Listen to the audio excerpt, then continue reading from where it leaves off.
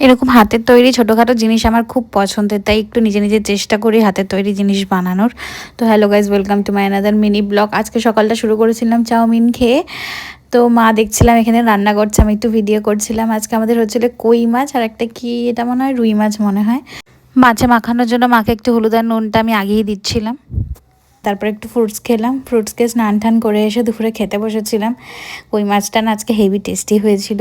তো সেই ভিডিওটা এডিট করতে গিয়ে আমার আবার মুখে জল চলে আসছিল। তো যাই হোক, সেটা দিয়ে ভাত খাওয়ার পর এই মাছটা দিয়ে ভাতটা খেয়েছি। খেয়ে ওই যে আরেকটা মাছ ছিল ওইটা দিয়ে অল্প কটা ভাত খেয়েছি, পুরোটা খেতে পারিনি, মাকে দিয়ে দিয়েছি। তো খেয়ে নিয়ে এত কিছু খাওয়ার পর হজম করার জন্য আমি গেছিলাম ছাদে। ছাদে একটু ঘুরছিলাম। এখন তো ভালোই গরম পড়ে গেছে, তোমরা সবাই জানো। তাও আমাদের ছাদে চন্দ্রমল্লিকাগুলো বেশ এখনও ফুটছিল, এখনও প্রায় অনেক কুড়ি ছিল। দেখো, দেখতে পাবে তোমরা, এখনও এরকম মানে অনেকটাই বড় বড় সাইজের চন্দ্রমল্লিকাগুলো হচ্ছিল। তো যাই হোক, দেখে থেকে নিচে নেমে একটু চা খেয়েছিলাম, মা চা করেছিল।